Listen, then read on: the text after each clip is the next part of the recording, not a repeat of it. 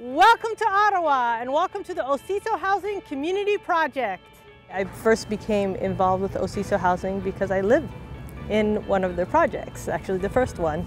And I got involved with the board about 4 years ago. In early 2012, the City of Ottawa had a request for proposals, and they had a piece of land available, which is this site, and OCISO Housing decided to make a bid on this RFP.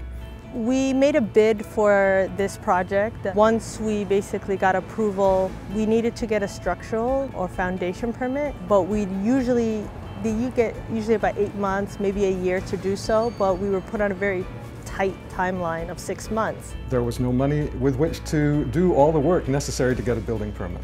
So we were kind of in a catch-22. You need money to get the permit, but you can't get the money till the permit is in your hands, basically. I consulted a number of colleagues in the nonprofit housing industry, and a number of possibilities were thrown up, including the Community Forward Fund. Working with the Community Forward Fund, we've found ways of helping our community other than through grants. So it's kind of beyond grant making. When Peter let us know about the Community Forward Fund, it was fantastic because it gave us the ability to do the work required to get the permit, and then once the funds were released, we could just immediately pay back the loan. The loan approval process was surprisingly smooth. My main interaction with the Community Forward Fund was with the loan officer.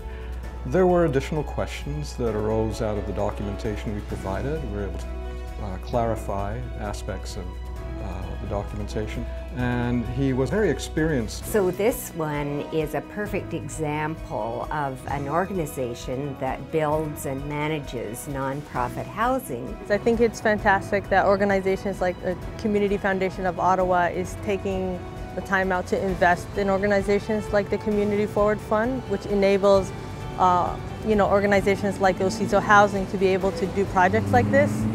I'd like to encourage all board members and staff members to think about how they could use a loan to fulfill their organization's mission.